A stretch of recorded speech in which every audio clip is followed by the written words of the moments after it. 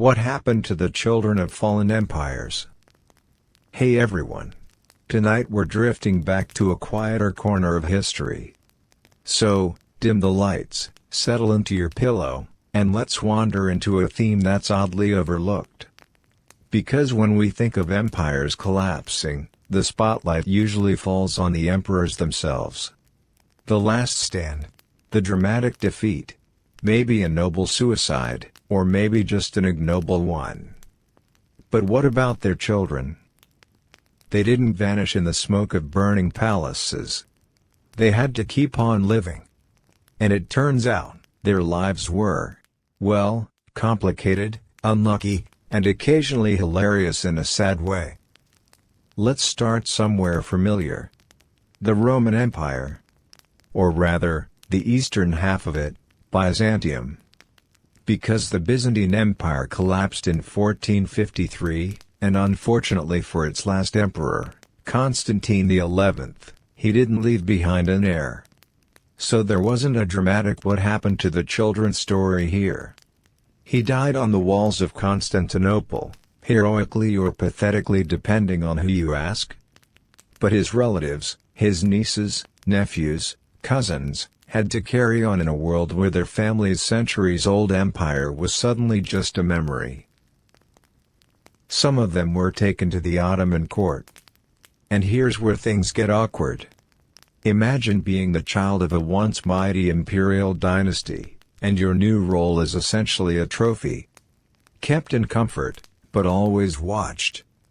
Because naturally, the Ottomans didn't want any surviving Byzantine children gathering support and launching a comeback tour. Instead, they were politely folded into Ottoman society. Some converted to Islam. Some married into Turkish nobility. A few even found themselves advising sultans, because if nothing else, a Byzantine education was still useful. And yet, that faint sense of melancholy never really went away. It's hard to go from ruling the Christian East to becoming an in-law at someone else's dinner table. But Byzantium wasn't the only empire to leave awkward orphans floating around. Let's drift westward for a moment, to the Visigoths of Spain. Their kingdom collapsed in the early 700s under the waves of the Muslim conquest. The last Visigothic king, Roderick, had children, though, in true Visigothic fashion, nobody seems entirely sure how many or with which wife. What happened to them? Some sources suggest they escaped into Asturias, in the north, where a distant cousin, Pelayo, started the slow reconquest that would eventually, many centuries later, turn into Spain as we know it. So if you squint, you can say that the children of the Visigothic royal house didn't vanish entirely. They just melted into the northern mountains, carrying their obscure royal blood quietly along. Of course, that blood became more obscure with every generation of strategic inbreeding. Because naturally, medieval nobles couldn't help marrying their cousins, and then being surprised when their heirs looked slightly wilted. Now, for a more dramatic example, let's consider the children of the Aztec Empire. When Hernán Cortés toppled Tenochtitlan in 1521, he didn't just wipe out an empire. He also found himself face to face with the royal family. The last emperor, Cuauhtémoc, was executed a few years later, supposedly while trying to rally resistance. But his relatives were not. In fact, the Spanish were very interested in marrying into Aztec nobility. Because nothing says legitimacy like marrying the daughter of the empire you just crushed. One of the most famous cases was Isabel Moctezuma, daughter of Moctezuma II. She was essentially passed around like a political chess piece, first married to one Spanish conquistador, then another, and eventually tied into colonial aristocracy. Her descendants became part of Mexico's noble families, blending Aztec imperial blood with Spanish conquistador ambition. So, in a strange way, the children of the Aztec Empire didn't just survive. They became the aristocracy of New Spain. Though, naturally, they didn't actually get to rule. They were allowed to be wealthy, yes. But powerful? No. The Spanish crown had seen enough history to know how dangerous imperial children could be. And speaking of dangerous children, we can't forget the Mongols. The children of Genghis Khan and his endless swarm of descendants. When the Mongol Empire fragmented, it left a trail of minor khans, grandsons, and forgotten great-grandsons scattered from Hungary to China. Some thrived. Some became local rulers, like the Golden Horde in Russia. Others did not. There were so many descendants that by the 1500s, almost anyone in Central Asia could plausibly claim Genghis Khan's bloodline. And they often did.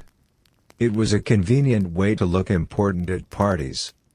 But the more distant the empire became, the less these children mattered. Until one day, Genghis's descendants were running tiny little khanates, squabbling over scraps, while European travelers squinted at them and said, "Weren't you supposed to be terrifying?" Now let's drift into slightly sadder waters. The Byzantine children, the Visigoth heirs, the Aztec princesses, all of them at least had a kind of future. But some dynasties ended with children who were less lucky. Consider the fate of the children of the Inca emperors. After the Spanish conquest of Peru in the 1530s, the surviving heirs of the Inca dynasty were technically recognized as nobility. They were given Spanish names, baptized, and provided estates. But they were also carefully watched. Whenever one of them looked a little too ambitious, like Tupac Amaru, who led a rebellion in the 1570s, the Spanish crown reacted with nervous brutality. The children of the Inca lived in a strange twilight, caught between two worlds. Too noble to be peasants. Too conquered to be rulers. And of course, as the generations passed, their Spanish in-laws didn't exactly improve the gene pool. By the 1700s, their descendants were respectable, yes, but not exactly imposing. They were more like curiosities. Polite reminders of a world that had been swallowed whole. It's interesting, isn't it? Empires fall, emperors die, but the children always remain. And history is rarely kind to them. If they were lucky, they became pawns in someone else's politics. If they were unlucky, they became liabilities. And more often than not, they just faded away. Take the last Byzantine princesses again. Some of them married into the royal houses of Italy. One even became an ancestor of the Russian czars. So, yes, in a roundabout way, you could say the Roman Empire lived on. As a faint whisper in Russian genealogy charts. But those children didn't get empires of their own. They got obscurity, awkward dinner parties, and the quiet knowledge that their family used to rule the world. And now they were just another cousin. Let's drift toward a closing thought here.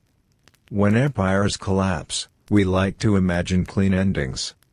The fall of Constantinople. The conquest of Mexico. The sack of Cusco. But human lives don't wrap up neatly like that. They meander on. And the children of fallen dynasties lived out their days in a half-light of memory and lost prestige. They weren't emperors anymore. They weren't even really nobles, once enough time had passed. They were just people. Carrying faintly ridiculous surnames, and telling anyone who would listen that yes, their great-grandfather once ruled the world. Which, naturally, no one else cared about. And that's the quiet fate of the children of fallen empires. Not glorious comebacks. Not heroic deaths. Just the slow drift into obscurity, punctuated by the occasional awkward marriage contract. How did medieval women secretly resist arranged marriages? Hey everyone. Tonight we're drifting back into the Middle Ages, which, despite all the castles, knights, and grand feasts, was mostly an endless cycle of mud, obligations, and marriages that nobody actually wanted. So, dim your lights, take a slow breath, and settle into your pillow. Because we're going to talk about something that sounds quietly scandalous, but is in fact just very medieval. How women found subtle, and sometimes not so subtle, ways to resist arranged marriages. Now, it's worth remembering what an arranged marriage meant in this world. For a noble woman, it wasn't really about love, or choice, or even basic compatibility. It was about land. And money. And who could best produce a future heir with the least likelihood of starting a civil war. Which meant, of course, that the young woman's opinion was somewhere near the bottom of the priority list, just above the family dogs.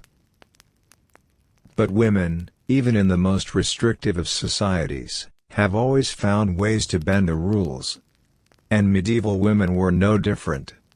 Some resisted outright. Some maneuvered quietly. Some just outwitted their fathers, their suitors, and sometimes, even the church. So let's wander through a few of their strategies, and the slightly tragic, occasionally funny, and always very human stories behind them. One of the most common ways to avoid an arranged marriage was, quite simply, the convent. Now, in modern imagination, the convent might sound like a dreary prison sentence. But compared to marrying a man you didn't particularly like, who also happened to be your third cousin twice removed, the convent had its charms. There was stability. Food. A built-in excuse to say no to proposals. And, importantly, it was one of the only medieval spaces where women could exercise a degree of independence. We have letters from women begging their fathers to allow them to join religious houses. Sometimes they were granted permission, usually if the family had too many daughters to marry off anyway. Other times, the father would flatly refuse, because, of course, there was more to gain from marrying her into a powerful alliance. But some women did it anyway. They ran. They claimed a religious vocation. And once they'd taken vows, it was very difficult for even the angriest noble father to drag them back to the bridal altar. A famous case is that of Saint Clare of Assisi, who in the early 13th century resisted her wealthy family's plans for a politically advantageous marriage. She fled to join Francis of Assisi and his followers, and, in a moment of theatrical drama, cut off her hair and donned a rough tunic. Her family literally tried to haul her out of the convent by force. But Clare clung to the altar, quite literally, until they gave up. It was not exactly subtle resistance. But it was effective. Of course, not everyone could afford such grand gestures. For many noble women, resistance took quieter forms. One option was to appeal directly to the Pope. Yes, the Pope. Because medieval canon law, the Church's legal system, required some form of consent for marriage. It wasn't enough to just shove two people into a room and declare them wed. So, clever women sometimes wrote letters claiming they had never truly given consent. And sometimes, the Pope would side with them. Not always. But often enough to make it worth a try. Let's drift over to England for a moment. In the 12th century, a woman named Christina of Marchiate became famous for her determined refusal to marry the man her parents had chosen. She argued that she had made a private vow of chastity to God, which legally made marriage impossible. Her parents, naturally, were unimpressed. They tried to lock her up, beat her, and force her to submit. But Christina persisted. Eventually, she ran away, disguised herself, and found refuge with a hermit who supported her cause. Her story became a medieval bestseller, though I should warn you, most of these texts were written by monks, who had a particular fondness for tales of women defying worldly authority for the sake of God. Still, It shows the point: even in the rigid medieval world, there were loopholes. And women knew how to use them. Another strategy, perhaps more practical, was secret marriage. Yes, the thing fathers feared most. Canon law recognized marriages based purely on verbal consent, what was called verbita praesenti. If two people exchanged vows, even in private, it counted. No priest required. Which meant that if a woman feared being forced into a match she despised, she could, in theory, secretly marry someone else first. By the time her parents tried to push her into the arranged union, she could simply announce, "Actually, I'm already married." Awkward, yes. But legally binding. This created endless headaches for the Church, who spent centuries trying to regulate the practice.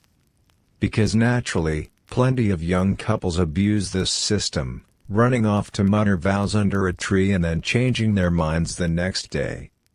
But for women resisting arranged marriages, it was a surprisingly powerful tool. It turned consent into a weapon. And while many such marriages ended poorly, they also demonstrate that women weren't entirely powerless. They could, at times, trap their parents as effectively as their parents tried to trap them. Let's move gently into a more ironic example.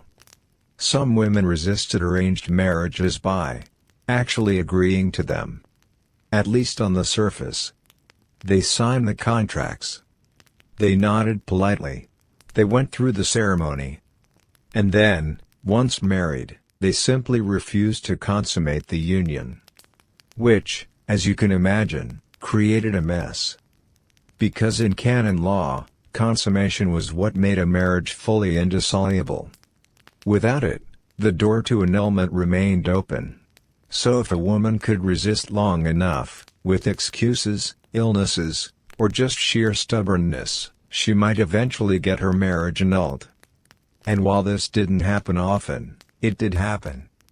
Usually when a sympathetic bishop decided he'd rather not deal with a miserable noblewoman any longer. And then there were the women who resisted marriage by weaponizing scandal. Take Eleanor of Aquitaine, perhaps the most famous noblewoman of the 12th century. She married King Louis VII of France, and it was, by all accounts, a spectacularly miserable union. Louis was pious, serious, and rather dull. Eleanor was lively, ambitious, and not particularly inclined to meekness. After years of unhappiness, and 2 daughters but no sons, Eleanor managed to have the marriage annulled. Officially, it was on grounds of consanguinity, meaning they were too closely related. Which was true of most medieval marriages. But everyone knew the real reason: Eleanor had simply refused to keep playing the game. Within weeks she remarried, this time to Henry of Anjou, the future Henry II of England. So, while she didn't escape marriage altogether, she certainly escaped the one she didn't want. And in doing so, she reshaped the political map of Europe. But resistance wasn't limited to the highborn. Peasant women, too, had strategies. One of the simplest was delay. They stalled. They claimed illness. They accidentally lost dowry arrangements. Sometimes, they just vanished for a while, hiding with sympathetic relatives until the suitor lost interest. In many cases, this worked surprisingly well. Because peasant families, unlike noble dynasties, couldn't afford endless legal battles. If a daughter dug her heels in long enough, the family might just give up. There are records from manorial courts where women bluntly refused to marry the men selected for them, even under pressure. And while the courts could fine or punish them, enforcement was inconsistent. Sometimes, sheer stubbornness carried the day. Which is perhaps the most relatable form of resistance, simply saying no, again and again, until everyone else grew tired. Now, it's important not to romanticize these acts. Resistance was difficult. It often carried harsh consequences. Women could be disowned, beaten, or worse. But still, the stories survive, enough to remind us that even in a world built to control them, women found cracks in the system. They made vows. They wrote letters. They cut their hair and clung to altars. They stalled and schemed and sometimes, simply ran away. And if you're wondering how effective all this was, the answer is, sometimes. Enough that the church eventually tightened its rules on clandestine marriage. Enough that fathers complained about disobedient daughters. And enough that we, centuries later, can still hear their faint voices. So, next time you imagine the Middle Ages as a world of passive damsels awaiting their arranged fates, remember this. Behind the veils and the vows, there were women pulling at the threads. Quietly, persistently, sometimes dramatically. And while most didn't topple kingdoms like Eleanor of Aquitaine, their resistance mattered. Because it carved out small spaces of choice in a world that rarely offered them. And that, in the soft, meandering way of history, is how medieval women resisted arranged marriages. Not with swords or revolutions, but with stubbornness, letters, vows, scandals, and the occasional very strategic haircut. What was the real daily life of executioners? Hey everyone! Let's drift over now to a group of people you probably wouldn't invite to dinner. Though, ironically, they might have been the best cooks in town. We're talking about executioners. The men whose job it was to carry out the worst sentences of the law. To swing the axe. To tighten the rope. To turn a public punishment into something both terrifying and strangely ceremonial. It sounds dramatic. And in movies, executioners are always portrayed as hooded figures lurking in the shadows, sharpening blades in total silence. But in reality, their lives were much less mysterious. And, like everything else in medieval society, much messier, more human, and occasionally absurd. So let's tuck in, and wander through what a real executioner's daily life might have looked like.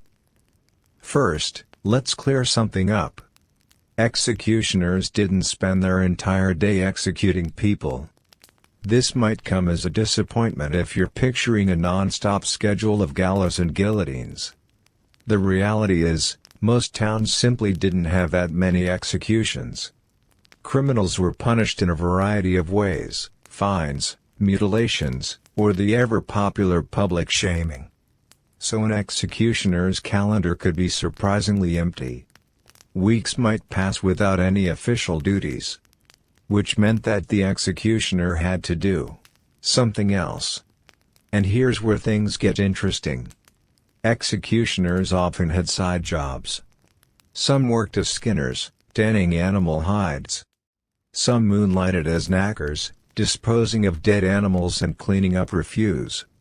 And quite a few became unofficial surgeons. Yes, surgeons. Because if you think about it, who in town had the steadiest hands and the most practice at cutting flesh? Exactly. Executioners often ran small medical practices, treating wounds, setting bones, and even preparing questionable herbal remedies. Which means that, ironically, the man paid to end lives was also one of the few people trained to save them. Of course, people found this awkward. They wanted his skills. But not his company. This brings us to another curious detail. Executioners were often social outcasts. They lived on the margins of towns, sometimes literally outside the walls. Their profession was considered dishonorable, grouped together with gravediggers, butchers, and prostitutes. People avoided shaking their hands. Children were told not to look at them too closely. And yet, when the time came, everyone crowded the town square to watch them work. Because naturally, humans have always loved a spectacle. Now, what about the actual job? What did an execution day look like? For a hanging, the executioner's role was to prepare the rope, tie the knots, and, depending on the method, either kick the stool away or pull a lever. It sounds simple, but it wasn't. Hangings went wrong all the time. The rope could be too short, leaving the victim to strangle slowly, or too long, resulting in a horrifyingly messy outcome that townsfolk politely pretended not to see. The executioner had to calculate, adjust, and manage the crowd, all while being blamed if anything looked less than professional. Beheadings, meanwhile, were the trickiest. Popular imagination likes to imagine a single, clean stroke. But in practice, human necks are sturdy. And axes were not always sharp enough. There are many grim accounts of botched executions, where it took 2, 3, even 4 blows before the head finally came free. And of course, when this happened, it was the executioner who was cursed, even though he was usually working with whatever blunt, rusty blade the town had budgeted for. One of the most infamous examples comes from the execution of Mary, Queen of Scots, in 1587. Her executioner struck 3 times before the deed was done. And even then, when he lifted her head to the crowd, it slipped from his grip, because her wig came off. The head tumbled to the floor, revealing her short, graying hair. The crowd gasped. The executioner coughed politely, and carried on. Not exactly the polished professionalism one imagines. So, the executioner's workday was stressful, rare, and full of opportunities to embarrass himself in front of the entire town. What did he get in return? Well, he was usually paid decently.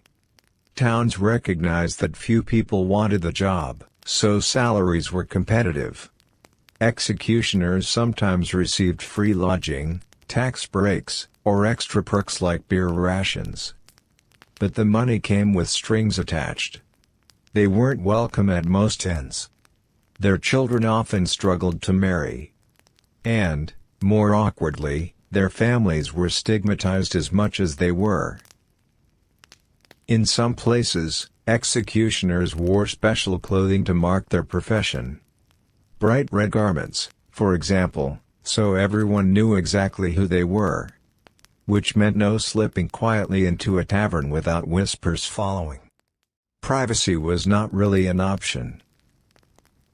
And yet, despite the social stigma, some executioner families became dynasties. The most famous were the Sansons of France, who served as royal executioners for 6 generations. They presided over everything from small hangings to the guillotine of the French Revolution. They became so practiced that they earned grudging respect, though still not actual friendship. People admired them at a distance, the way one might admire a very efficient rat catcher. One strange irony is that executioners were sometimes called upon to perform public punishments that were less about death and more about humiliation. They whipped petty criminals. They branded thieves. They lopped off ears or fingers. All of which were meant to teach the crowd a moral lesson. So, when not ending lives, executioners often found themselves enforcing law through pain and spectacle. Imagine, then, the rhythm of their lives. Weeks of mundane chores, tanning hides, tending gardens, perhaps brewing questionable medicines, followed by a market day performance where they had to stand on a scaffold, sharpen a blade, and attempt not to embarrass themselves in front of 200 neighbors. It was both theatrical and lonely. Both important and despised. There's another odd corner of their lives worth drifting into. Executioners were sometimes feared as supernatural figures. Because their work was so tied to death, people assumed they had strange powers. Some believed executioners could curse crops, or heal wounds with special knowledge, or communicate with the dead. So, paradoxically, they were shunned socially, but occasionally sought out in private for charms and remedies. which meant the executioner might be despised at the market, then quietly invited into someone's house at night to heal a wound or brew a love potion. A double life, in its own way. And of course, we should mention the gallows humor, pardon the phrase. Executioners sometimes cultivated a public persona. They joked with the condemned. They reassured the crowd. Because, after all, they were entertainers as much as officials. One French executioner in the 16th century was famous for bowing politely to each victim, as if they were dance partners about to perform. Another was said to whisper apologies just before the fatal blow. And while we can't be sure how much of this is legend, it reflects how executioners were remembered, half dreaded, half theatrical. So, what was the real daily life of an executioner? Not endless killing. Not mysterious hooded lurking. But something far more ordinary, and far sadder. They were tradesmen with unusual skills. Surgeons when needed, garbage men when necessary. Social outcasts by default. They lived at the margins of society, yet stood at the very center of its justice system. They were indispensable, and unwanted. And in the end, that is perhaps the strangest part of all? Executioners carried the burden of society's violence. They did the things no one else wanted to do, while everyone else came to watch. And then, once the spectacle was over, everyone turned away from them. A life of usefulness, but never of belonging. Let's drift from the scaffold now. Because the crowd has gone home, the blade is dull, and the executioner is left, once again, in his lonely little house outside the town walls.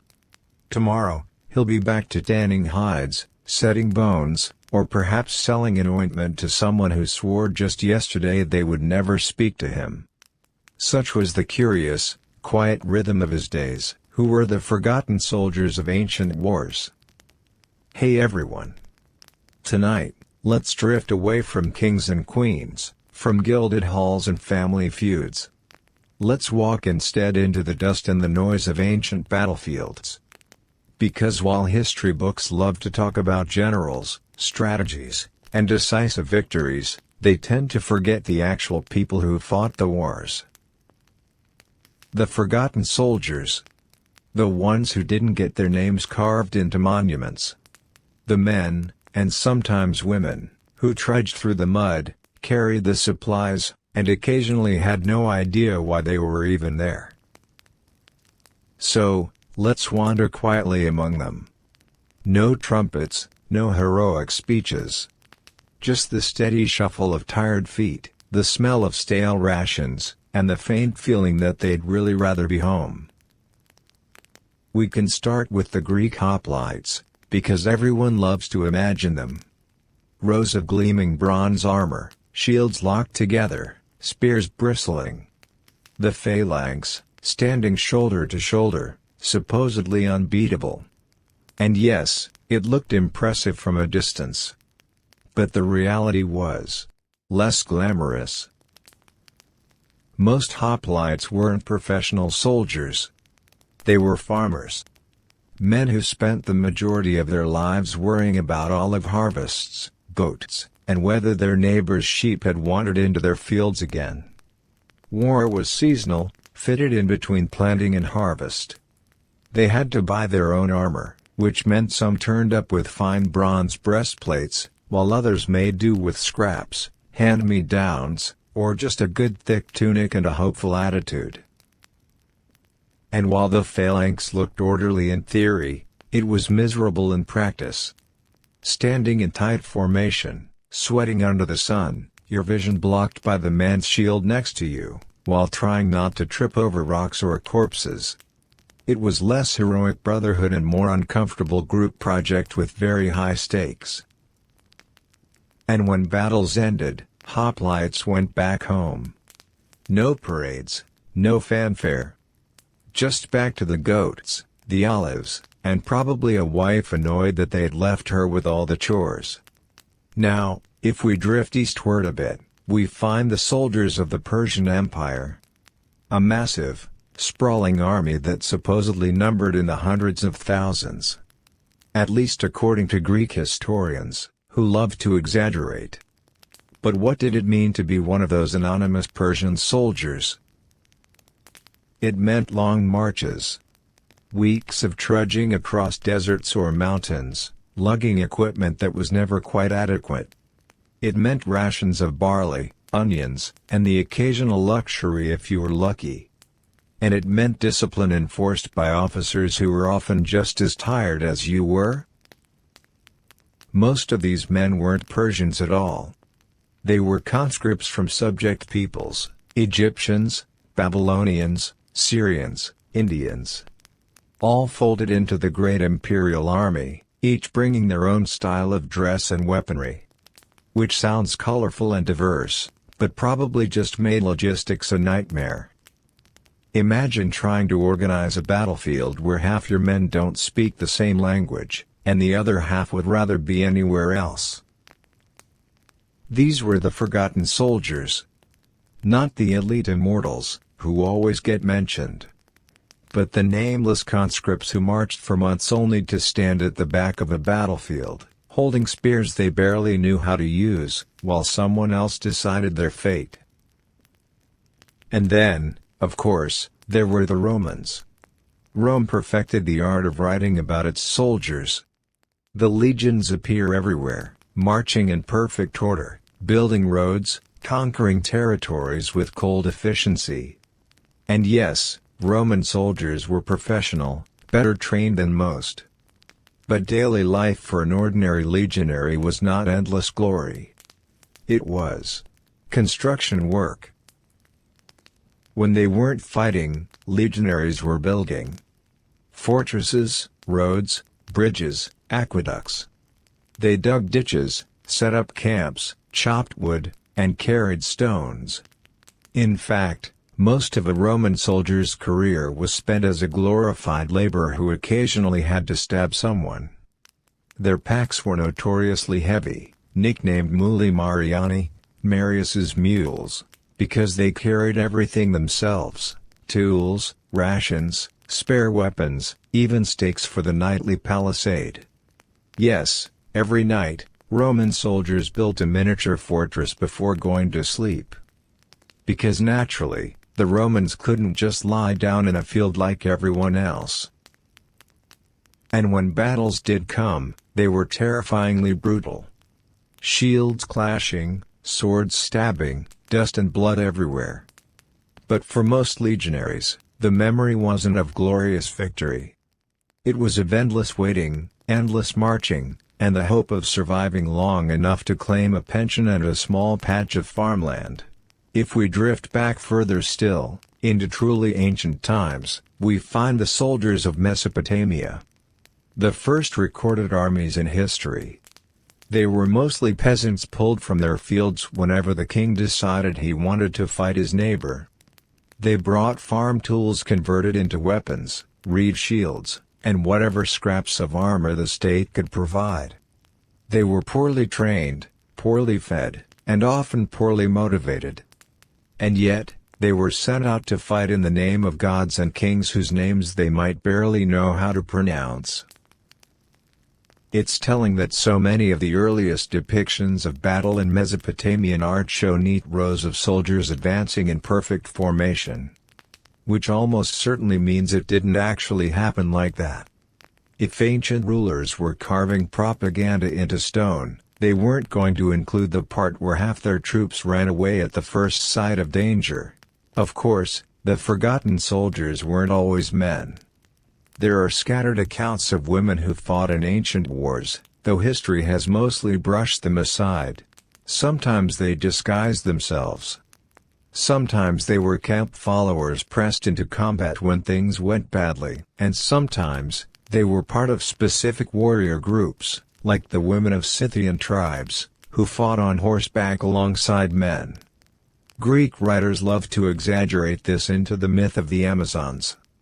But behind the myth, there were real women with bows and horses, who left behind arrowheads buried in their bones.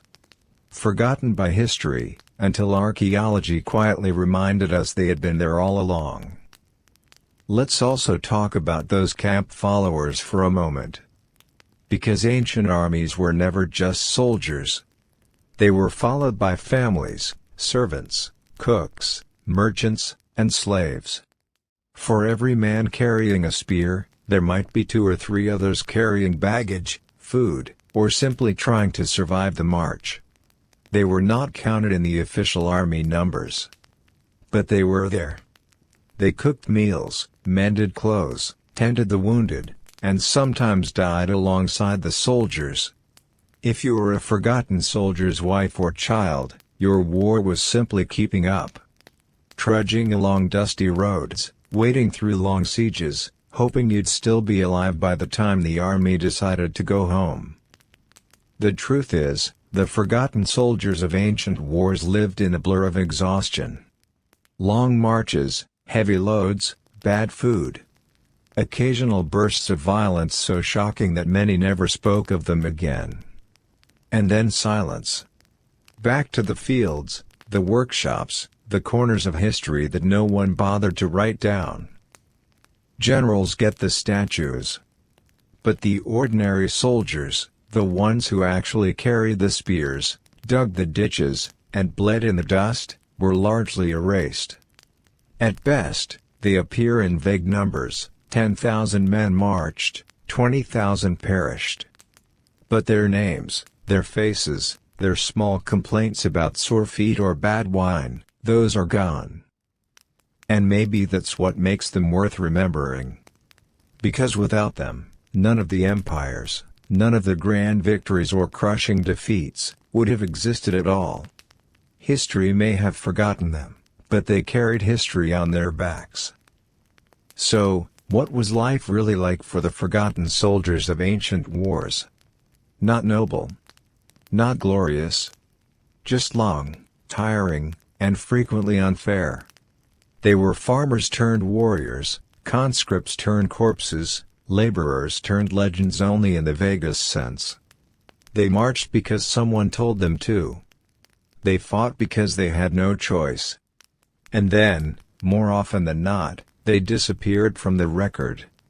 So tonight, as we drift toward sleep, let's leave the kings and generals behind. And instead, let's imagine the nameless soldier trudging through dust, clutching a spear, and quietly wondering what's for dinner. Because that, more than any speech about honor or destiny, was probably the real thought on his mind: the pettiest and most dysfunctional kings and queens. Hey everyone. Tonight, let's settle into something a little lighter. Still dysfunctional, still tragic in places, but with a touch of royal absurdity. Because monarchs, for all their wealth and power, were often astonishingly petty. The kinds of people who could command armies, reshape nations, and yet spend their days sulking over who sat closest to them at dinner. It turns out, being born into absolute authority does not always produce the most stable personality. Sometimes it produces a person who will start a war over a personal insult. Or who will lock up their own relatives because they were annoyed at breakfast. Let's take a slow stroll through some of history's royal meltdowns. We can start with Louis XIV of France, the so-called Sun King. Now, Louis did build Versailles, reorganize French politics, and dominate Europe for decades. But he also spent an enormous amount of energy obsessing over etiquette. At his court, who got to hand him his shirt in the morning was a matter of intense competition. It wasn't just laundry duty. It was a mark of political power. Imagine dozens of ambitious nobles elbowing each other just for the privilege of holding the royal underwear. That was daily life in Versailles. And Louis loved it. He weaponized his own petty routines, turning breakfast into a battlefield of prestige. It was clever, but also slightly ridiculous. The most powerful man in Europe, essentially ruling through an elaborate game of who gets to pass me the soap. Next, let's drift back to England, where King John, yes, the Magna Carta won. had his own brand of dysfunction. John was, to put it gently, not well liked. Chroniclers called him cruel, greedy, cowardly, and suspicious. He quarreled constantly with his barons, lost most of his father's empire in France, and somehow managed to get himself excommunicated by the Pope. But his pettiness reached new heights when it came to food. John had a habit of starving his enemies to death. Not in battle, literally in prison. Several nobles died locked away, slowly wasting away, because John didn't want to deal with them. It was lazy, cruel, and of course, very bad PR. No wonder the barons eventually forced him to sign the Magna Carta. But John wasn't the only English monarch prone to dysfunction. Let's glide forward to Henry VIII. A man whose entire personality could be summarized as "I want what I want, and if you say no, I'll invent a new religion." Henry's obsession with producing a male heir led him to divorce or execute wives at a rate that would be comical if it weren't so grim. Catherine of Aragon, divorced. Anne Boleyn, executed. Jane Seymour, died in childbirth. Anne of Cleves, divorced, awkwardly. Catherine Howard, executed. Catherine Parr, managed to outlive him. All of it because Henry could not accept that maybe the problem wasn't his wives, but his own fragile health and likely fertility issues. And yet, despite all this dysfunction, Henry remained adored by some of his subjects. Because when you're king, even your worst tantrums are treated like divine wisdom. Now let's drift east, to Russia.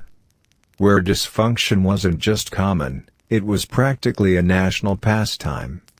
Take Ivan IV, better known as Ivan the Terrible. Ivan started his reign with great promise, reorganizing the state, reforming the military, and strengthening Moscow. But then the paranoia set in. He created the Oprichnina, a private army loyal only to him, who roamed the countryside in black robes, terrorizing his subjects. He flew into rages at the slightest slight. Most infamously, in one furious outburst, he struck and killed his own son, the heir to the throne. So yes, Ivan was powerful. But he was also the embodiment of dysfunctional ruler. His legacy was less about reform, and more about how terrifyingly unstable one man could become when handed unchecked power. Of course, sometimes royal dysfunction was less violent, and more silly. Consider Queen Christina of Sweden in the 17th century. Christina was intelligent, eccentric, and utterly uninterested in being a conventional monarch. She refused to marry, wore men's clothing, collected art, and once shocked Europe by abdicating her throne entirely. She simply decided she didn't feel like being queen anymore. Instead, she moved to Rome, converted to Catholicism, and spent her days surrounding herself with philosophers, artists, and musicians. Her people, naturally, were baffled. But for Christina, it was just another day of refusing to play the role expected of her. Then there was Emperor Rudolph II of the Holy Roman Empire. Rudolph reigned from Prague in the late 16th century, and to call him eccentric would be an understatement. He became obsessed with alchemy, astrology, and collecting exotic animals. He neglected politics almost entirely, leaving his empire to drift toward chaos. But he did accumulate one of the strangest collections in Europe, including stuffed animals, mechanical toys, and supposed relics with magical properties. His court was less a center of government and more a Renaissance curiosity shop. Meanwhile, real governance fell apart around him. It was dysfunction by neglect, wrapped in the smell of sulfur and alchemical experiments. And finally, we might pause with Empress Dowager Cixi of China. Cixi was a fascinating figure, shrewd, calculating, and determined to hold on to power. but her pettiness occasionally overwhelmed her statecraft. She spent enormous sums on her own luxuries while the Chinese Empire struggled with foreign incursions and internal unrest. Famously, funds that might have gone to modernizing the navy were instead spent on renovating her summer palace. The result? A fleet of wooden ships trying to fight modern steel battleships. It did not go well. But at least the palace looked lovely. So, what do all these rulers have in common? They remind us that monarchy was not about merit. It was about blood. And bloodlines don't guarantee stability. Sometimes you get a competent leader. Sometimes you get a man who hoards stuffed animals and forgets to govern. And sometimes you get someone who starts a war because he didn't like his breakfast. Power magnifies personality. And when that personality is petty, fragile, or deeply dysfunctional, history gets a little stranger. And a lot more exhausting for everyone else involved, the strangest jobs of the Middle Ages. Hey everyone! Tonight, let's step away from kings and castles, and wander into the stranger corners of medieval life. Because while most people were farming, weaving, or just trying to stay alive, a few made their living in ways that now sound completely absurd. Some jobs were born of necessity. Some out of superstition. And some out of the sheer weirdness of trying to survive in a world that mixed faith, fear, and a lot of mud. So, pull your blanket up, and let's drift through a medieval job fair. But not the kind where you'd want to hand in your CV. One of the most infamous roles was the gong farmer. The polite medieval term for professional human waste collector. Since most towns lacked proper sewage, waste piled up in cesspits. When they filled, someone had to climb in and shovel it out. That someone was the gong farmer. They worked at night, often up to their waists in filth, carrying buckets through silent streets to dump in rivers or fields. They were well paid, sometimes better than laborers or servants, but socially despised. Nobody wanted to sit next to the gong farmer at church. It was dangerous too. Cesspits produced toxic gases, and more than one gong farmer suffocated on the job. Imagine literally drowning in the profession you were paid to do. It was a living. Just not a very glamorous one. Next up, the leech collector. Medical science of the time believed leeches could cure almost anything by balancing the humors. So there was high demand. Collectors waded into ponds and marshes with bare legs, waiting for leeches to latch on. They'd then scrape them off and store them in jars. The job was essentially being paid in blood loss. But leeches were valuable, so collectors could make decent money, as long as they didn't pass out first. Some jobs, though, leaned heavily into superstition. Consider the sin eater. At funerals, especially in parts of Britain, a hired man would sit beside the corpse, place food on the body, and then eat it. The belief was that the food absorbed the dead person's sins, and by eating it, the sin eater carried those burdens away. They were seen as unclean, socially outcast, and often avoided in life, yet relied on in death. It was both holy and horrifying. And, of course, completely unpaid in heavenly credits. Then there were the plague doctors. Yes, the ones with the long-beaked masks. The beak was stuffed with herbs and flowers, thought to filter out bad air. In reality, it did little to protect them. But the job was less about healing and more about tallying the dead. Doctors were hired by cities to mark houses, inspect corpses, and keep order when everyone else was panicking. They became symbols of terror. A bird-faced figure walking the streets meant death was near. On a lighter note, let's talk about the knocker-up. Before alarm clocks, Some towns employed people whose job was to wake workers for their shifts. They'd carry a stick or blow a whistle outside bedroom windows. It sounds simple, but imagine being paid just to poke sleeping people with a pole. Effective, but not exactly a dream career. And then there's the whipping boy. This was perhaps the most bizarre invention of royal parenting.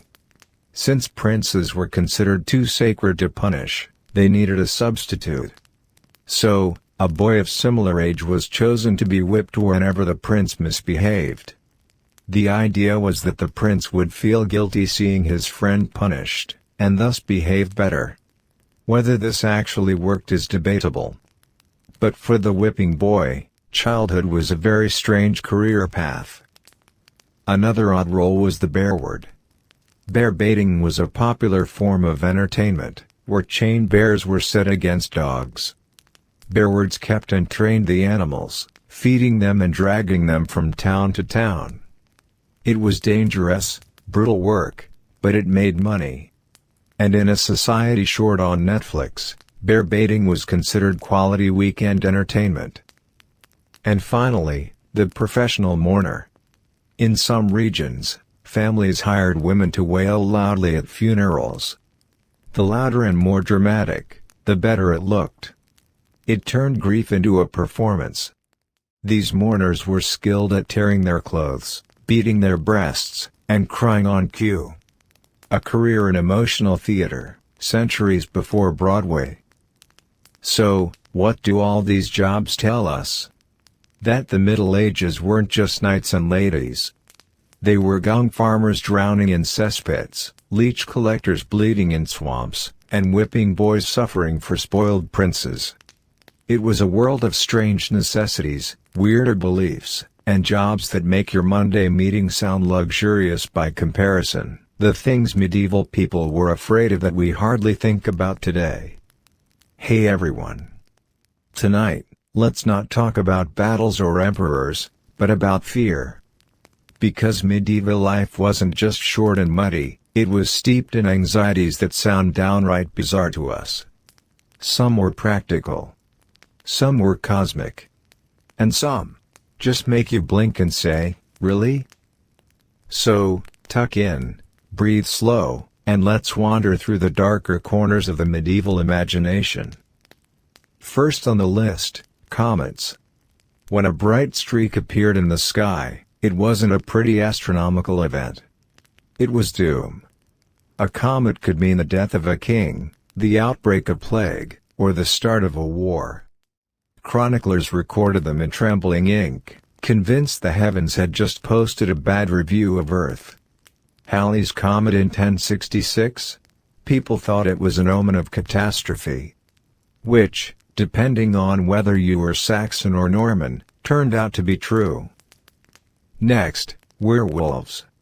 Not the Hollywood kind, but very real in the medieval imagination. Villagers swore their neighbors transformed under the full moon, killing livestock or worse. Trials were held, confessions wrung out under torture, and wolf pelts sometimes displayed as proof. For people living at the edge of dark forests, the line between wolf and man felt thinner than we can imagine. Then there was the sheer terror of witchcraft. Today we think of witches as cackling fairy tale figures. But in the Middle Ages, fear of maleficium, harmful magic, was everywhere. Milk curdled? Blame the old woman next door. Crops failed? Blame her again. Children sick? You get the idea. The panic didn't reach its peak until the early modern witch hunts, but even in medieval times, people slept uneasily, suspicious that their neighbors could hex them. Another everyday horror, rats and bread. Yes, bread. Because grain was life, but it could kill you. Poorly stored rye often carried ergot, a fungus that produced hallucinations, convulsions, even gangrene.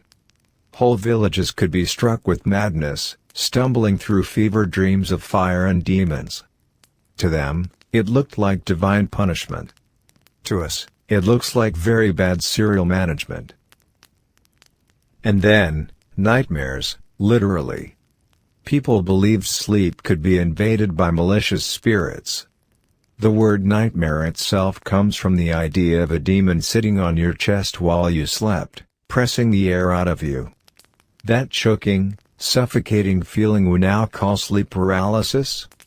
To a medieval mind, it wasn't neurology.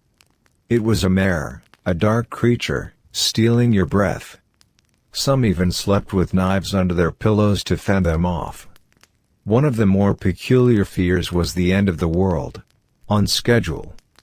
Medieval chroniclers loved predictions of apocalypse. Years with round numbers, like the year 1000, were soaked in dread.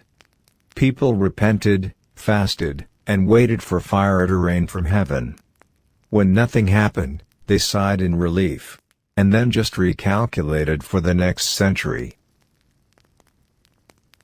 And, of course, there was the constant shadow of plague. Imagine a world where death carts rolled through your street, and nobody knew why half the town had swollen black buboes and the other half didn't. Some said it was punishment for sin. Others blamed bad air, poison wells, or even wandering Jews, leading to violence and pogroms. The fear was as deadly as the disease itself. But not all medieval fears were cosmic. Some were deliciously mundane. Like toads. Yes, toads. People thought they were venomous, their very breath poisonous. A toad slipping into your water barrel was as terrifying as arsenic in your tea. Some nobles even wore toadstones, supposed gems from a toad's head, as protection. Spoiler, they were just fish teeth. So, what do all these fears tell us? That medieval life wasn't just hard, it was haunted. Every shadow, every sickness, every strange light in the sky carried meaning. It wasn't a world of randomness. It was a world where everything was a sign. A warning. A punishment. A reminder that you were small, fragile, and one bad omen away from disaster. And yet, maybe that's not so alien. We still chase superstitions. We still get anxious about signs and coincidences. We still whisper about the end of the world, we just give it different names. And that's the thing about medieval fears. They sound strange, even funny, until you realize they're just old versions of the same human habit. To explain what we don't understand with stories, demons, and doom. Sleep well. And if you see a comet tonight, don't worry. History has already panicked for you, the worst medieval travel experiences. Hey everyone. Tonight we're wandering down muddy roads and stormy seas, because medieval people, for all their fears, did have to travel. And no, it was not romantic. It was exhausting, expensive, dangerous, and usually smelled faintly of livestock. So, if you've ever groaned at a delayed flight, just be grateful you weren't riding a mule across 4 kingdoms with only moldy bread in your saddlebag. First, roads, or the lack thereof. Roman highways once crisscrossed Europe like stone ribbons. By the Middle Ages, many had crumbled into rubble. So travelers bounced along on muddy tracks, sometimes little more than widened sheep paths. Carriages broke axles. Shoes sank into muck. And if it rained? The road simply vanished into swamp. Which explains why many medieval journeys were measured not in miles, but in how many pairs of boots it will ruin. Then there was the sheer terror of bandits. Traveling with goods, or worse, money, was basically an open invitation to be robbed. Forests became ambush zones. Even near cities, gangs lurked, ready to lighten your load. The best defense was to join a caravan or hire guards, both expensive. So for many peasants, the solution was simple: just don't travel at all. Stay home, where the worst thief was usually your own taxes. Speaking of cities, Entering one was its own ordeal. At the gates, guards demanded tolls. If you carried wine, cloth, or grain, there were extra duties. Sometimes your wagon was searched, not for contraband, but for items the local guilds wanted to keep a monopoly on. Imagine trudging 50 miles with a sack of wool, only to have it confiscated because you didn't pay a weaving guild's fee. Naturally, medieval travelers developed the art of lying, bribing, or smuggling, centuries before airports made it fashionable. Sea travel was even worse. A medieval ship was not a cozy cruise liner. It was a floating wooden box with a sail, often crammed with animals, cargo, and seasick pilgrims. Storms were constant. Navigation was guesswork. And pirates were a permanent hazard. If you were very lucky, you just spent 2 weeks vomiting over the side. If unlucky, you sank, or wound up explaining yourself to a North African slaver. It makes a lost suitcase seem merciful. And then, of course, lodging. No cozy inns with feather beds. At best, you found a tavern with straw on the floor and a communal room filled with drunks, fleas, and the occasional pig. At worst, you curled up under a hedge and hoped wolves didn't mistake you for dinner. Pilgrims sometimes stayed in monasteries, which offered food and a roof, but also came with long sermons and a reminder of your sins. It was the medieval equivalent of sleeping on your aunt's couch. Food on the road was equally dire. Forget roadside diners. Travelers ate what they carried, or what they could scrounge. Stale bread, salted fish, maybe some dried fruit if you were lucky. Cooking fires were hard to maintain when the wind blew, so often you just gnawed things as they were. One chronicler described a pilgrimage diet as a steady fast broken only by nausea. Bon appetit. Even letters of introduction, meant to smooth travel, could backfire. A noble woman or monk might carry a sealed document to prove their purpose. But seals were easily forged, lost, or ignored. Sometimes guards simply couldn't read.